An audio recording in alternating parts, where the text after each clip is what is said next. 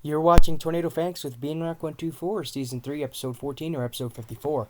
My name is Nathan, and I love talking about tornadoes. Today, we are talking about the first tornado outbreak of 2006, the earliest tornado outbreak, I believe, besides the 2010 New Year's Eve tornado outbreak, where a tornado touched down at around, I believe, 12:03 a.m. on New Year's Day, which is the earliest tornado formation ever on record. On record, but this is the earliest significant tornado outbreak to ever happen. This is the tornado outbreak of January 2nd, 2006. It was one of the largest tornado outbreaks ever recorded in the month of January. The outbreak affected much of the central and southern United States and produced 20 tornadoes. The tornado caused considerable damage in the states of Kentucky and Georgia.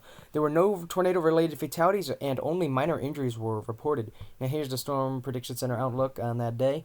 Weird looking outlook, but we don't talk about that. A low pressure system crossed over the central U.S. and a shortwave trough was forming over Texas, contributing to record warmth on New Year's Day and January 2nd in the lower Ohio Valley and the southern United States. Areas from Missouri to Indiana reported temperatures reaching into the high 60s to mid 70s. And on New Year's Eve, 2005, at the 600 hour, in its day one forecast for January 2006, the Storm Prediction Center issued a slight risk of severe weather for the United States Gulf Coast and Ohio River Valley, as scattered to numerous thunderstorms were expected over Alabama and the Florida Panhandle. At 1300 UTC, the SPC extended the slight risk of severe weather as the trough shifted eastward across the Mississippi River Valley and the southern jet stream combined with increasing moisture shifting across the U.S. Gulf Coast and southeastern United States.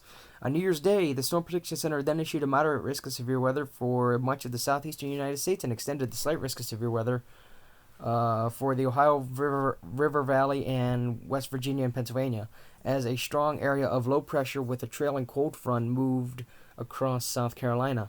The National Weather Service forecasts that the combination of warm air and the low will bring thunderstorms, damaging hail, and tornadoes across Georgia and South Carolina.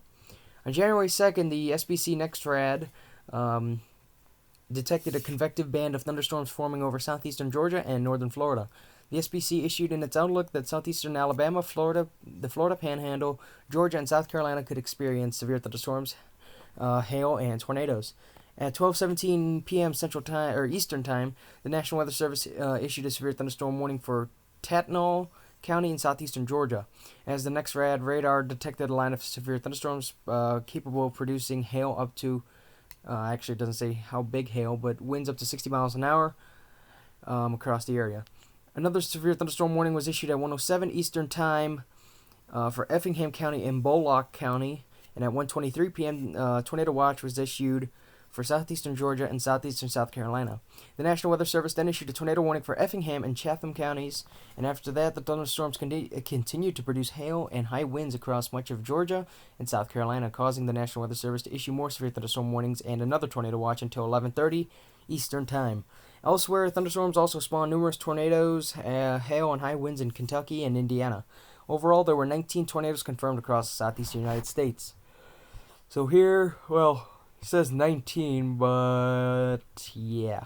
Either the math is wrong here. No, it's not. Okay, so here are the confirmed tornadoes. None unrated, 6F0, 9F1, 4F2s, and 1F3 for a total of 20 tornadoes.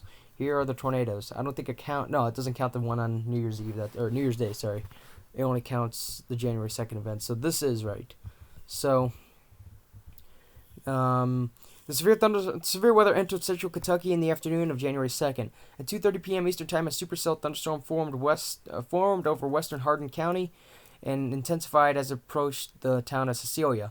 At 2:45 p.m., the storm produced a 100-yard wide tornado which touched down northwest of Cecilia.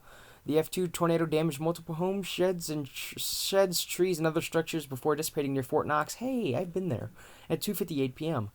Damage from the tornado amounted to $2 million. Jesus Christ, I cannot say that. 2:45 p.m. Another thunderstorm formed in northwest Hart County and crossed I-65 into LaRue County. And at 2:50 p.m., the storm spawned an F1 tornado that touched down near Tally. During its broken path, the tornado damaged several homes and outbuildings and a barn. The LaRue County tornado left $500,000 in damage. That would be in $2006. Another storm moving across the Ohio River and into Louisville spawned a tornado that damaged several houses before dissipating. As the supercell crossed over Louisville, the National Weather Service NEXRAD radar detected rotation at the mid-levels of the thunderstorm as it crossed the city, producing hail and heavy rain. In Adair County, 2 tornadoes were reported. One was an F2, which touched down south of Columbia, destroying a mobile home and damaging several houses. Another tornado, an F1, touched down near Pellytown, causing damage to several homes. In Lincoln County, another thunderstorm spawned a tornado that touched down 3 miles south of McKinney and moved northeast, peaking at F2 strength before dissipating. The tornado damaged or destroyed several mobile homes and injured 2 people person. I don't know what a 2 people person is, but whatever it is, it sounds creepy. Damage from the tornado amounted to $350,000 US, and that is in 2006 money. And finally, in Central and Southern, I'm not even going to read this part because actually I will read. Then I saw something that said, "Oh, here, here." Okay, so we'll come back to that. As the low pressure system crossed the Ohio River Valley, it triggered more severe thunderstorms across Georgia and South Carolina. The severe weather spawned 6 tornadoes ranging from F0 to F3 strength on the Fujita scale, and the first tornado touched down near Palmetto and moved southwest. Sounds like Gerald. The F2 tornado caused moderate damage to trees and destroyed an apartment house. Damage from the tornado amounted to $225,000 US. In Pike County, an F3 tornado touched down south of Hollandville. The tornado damaged or destroyed 5 houses and injured 3 people. Damage in Pike County, Georgia amounted to $750,000. That's in 2006 money. Actually, all of these will be. The same thunderstorm that produced the tornado in Pike County produced another tornado that touched down in Lamar County, causing minor tree damage. In Henry County, Georgia, a short-lived F1 tornado caused minor tree damage, while in Jones County, another F1 tornado touched down near Wayside, where it damaged 3 mobile homes and destroyed a machine shop. Later in Johnson County, a tornado touched down near Kite, where it moved 2 miles before crossing into Emmanuel County, causing moderate tree damage. So yeah, where is this? This is in Missouri. Okay. You know what? Screw it. I'll read it. The line of severe thunderstorms also produced high winds, heavy rainfall, and hail across the Ohio River Valley. In Indiana, a thunderstorm caused scattered power outages and 1 fatality was reported in Evansville. Hey, we just talked about that last week. A weather station in Jeffersonville reported winds of 60 miles an hour. In Chicago, high winds left 11,500 people without power and canceled flights at O'Hare. In Kentucky, a line of severe thunderstorms crossed into Madison County. The winds caused moderate damage to trees and homes. Severe thunderstorms also caused wind damage in Casey County. In Georgia, a line of thunderstorms produced sustained winds of 40 to 45 miles an hour, which caused damage to trees and houses. In South Carolina, the storm brought 55-mile-an-hour winds, producing damage to trees and mobile homes. In Indiana, there was up to 1.25-inch diameter hail. The storm also dropped 1.3 inches of hail, or 1.3 inches of rain across the state. Hail up to 3/4 of an inch was reported in Illinois.